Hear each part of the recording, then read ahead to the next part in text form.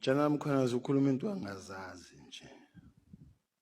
Azikho, there's nothing like that. That what General Mkhwanazi is talking about is in his own head, in his own mind. Ayikho leyo nto. The big five that is being spoken about is not there. And if it is indeed true, it is there, it exists, why are they not being arrested? For drugs or for whatever reason it may be. But personally, I'm not involved in the big five. I don't know the big five.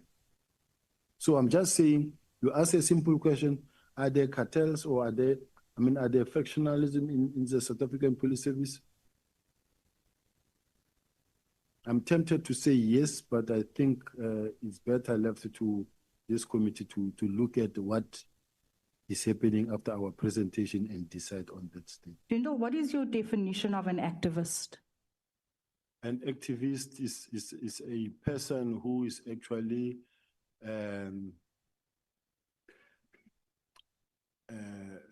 activist is a person who's I'm looking for the right English word, Chair, who is actually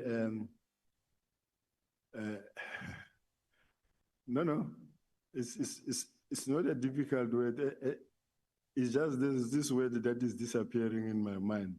But an activist is a person who is actually not lobbying, but standing for a particular rights and then Championing. Yeah, maybe it's the right word. Championing for a particular. It can be an activist to fight for the drugs, or it can be for the politics, for politicians, or for whatever. Maybe environment movement you want to support. I'm trying to be patient and give time. Trying to listen to General Sibiya. I know, it's painful to listen to that man.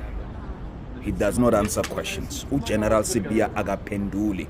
General Sibiya, he fidgets a lot.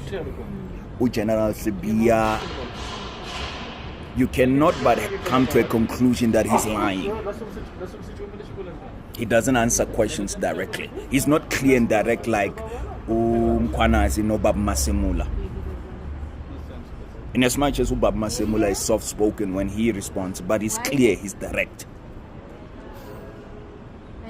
Mkhwanazi is very clear, he remembers, he can give you details, he even has slips. Kodwa masilalu uSibiya, when we're listening to Ubab Sibiya, Sibiya Grootman angeke. Grootman General Sibiya angeke. Your sentences are incoherent. You stand up before you slightly stand up before answering certain questions. Your body language is giving you away, Grootman. Is giving you away. Hey. Your body language is giving you away. You feel you don't answer questions directly. You are incoherent. I know. There is no point. Well, I know that the commission has to do its job from now on and put everything on record. When you say that I did attend, and then the next thing they ask him, oh, did you attend what evening? And he says, I did attend. And then he says, I do not want to make a mistake here. I don't think I attended this one.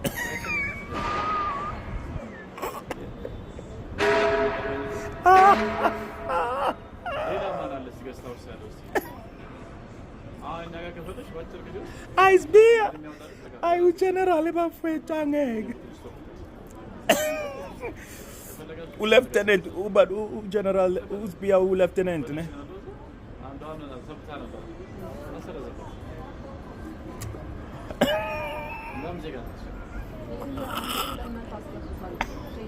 Angeke Sibiya. Hi, I'm thinking about the way you answer questions. Ubab Sibiya, Grootman General Sibiya, angeke Grootman la. Your testimony is not make sure. There is another one that I heard that you were saying that I only knew him five times.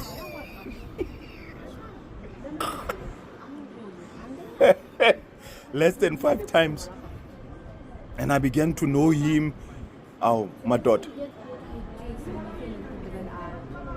Lieutenant General. Oh, are you a Major General? I'm not. Sorry if I'm not putting your rank properly, but I know you're a general.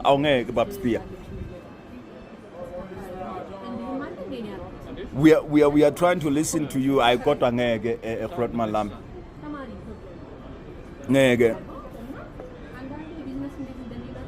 I'm not going to bother to listen to this anymore. We know good time. I know we are shy of malam. Got to get the commissioners to do their job. Bafowethu, hayi. Kunankuchikhwebu lapha eParliament ku head of la ikomiti leParliament ngoba ku uGeneral Shadrack Sibiya. General Shadrack Sibiya uqale ukutestifya izolo. Ey akuhlangani man, akuhlangani. Akuhlangani neze. Akuhlangani neze. Angazi. I don't know why, because ubejahile ukuzotestify. Ubejahile impela ukuzotestify ngathi uphethe enkulu. Kodwa ngeke ayikhona. Ngeke akuhlangani ngempela.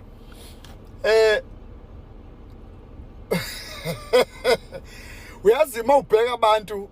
Okay, bonke labantu laba ekuthiwa like uBrian Mkhotsi uyamazi uke wahlangana naye ngisho eCape Town uyamazi ngempela uKate Matlala uyamazi naye futhi uke wahlangana naye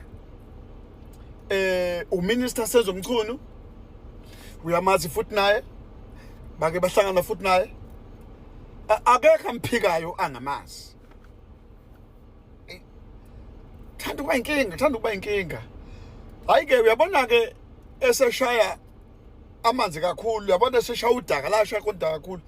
Lapho khona eseveza ukuthi the arrest of AKA angazi kanjani. Kwi-arrest AKA because azuthina u-AKA washona wadutshulwa eThekwini. Angazi i-arrest kanjani, ngithanda ukudideka. Kodwa nje ayihlangani kahle indaba ka Shadrack Sibiya, ayihlangani indaba ka Shadrack Sibiya.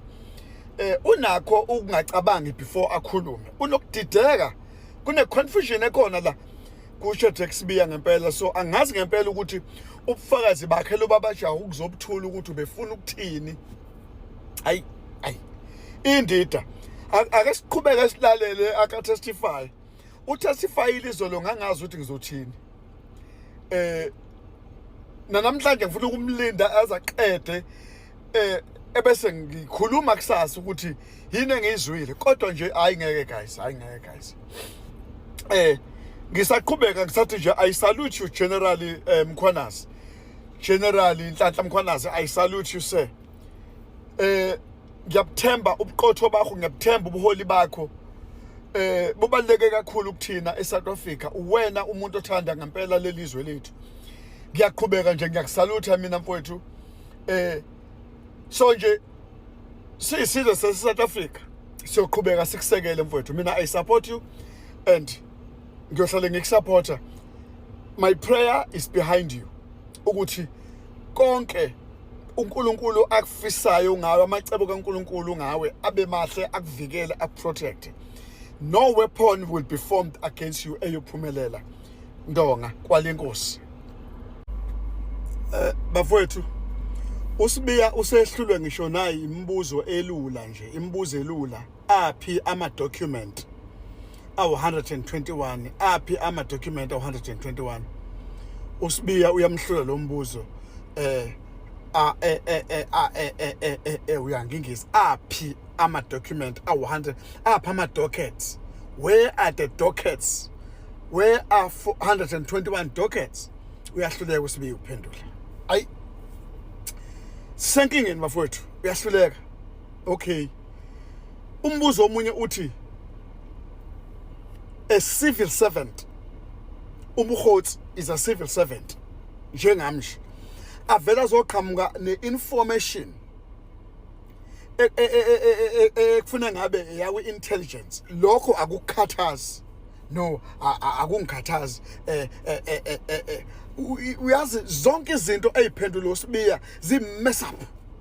uShadrack Sibiya, guys, he is mess up, you know.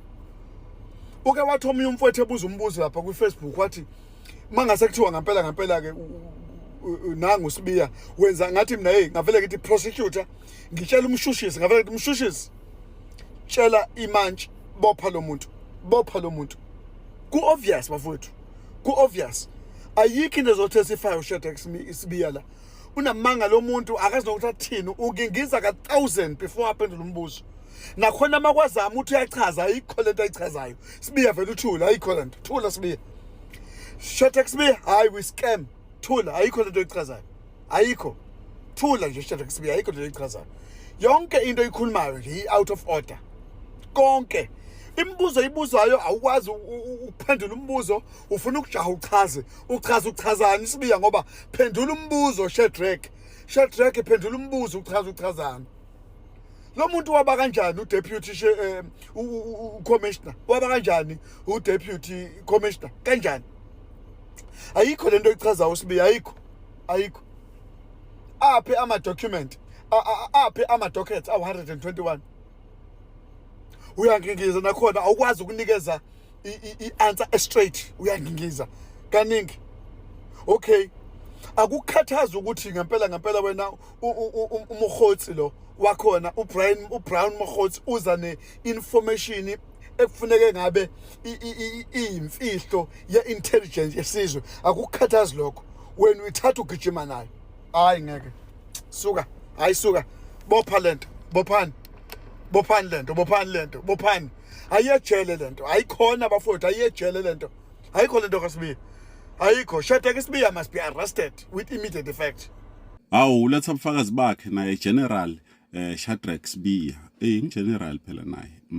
So kufakaza yena lapha ku-committee yalapha eParliament, uletha ubufakazi bakhe emva ukuthi Hlahla Mkhwanazi athi hayi umgulukudu phela sena ude kutoprove ukuthi hayi cha angisemgulukudu mina ngiright. Uyasho ukuthi hayibo phela mina naMkhwanazi besivana kahle, inkinga icale lesikhathi sibopha AKA, yabona. Sibathi hawu nambopha AKA, sabopha AKA thina. So kula sicale khona sangabe nebudlelwane kahle, bathi nimbophenini wabala mnyaka, bathi hayi man AKA musu ushoniwe lo mnyaka lo. Wathi ushonile. Wathi what?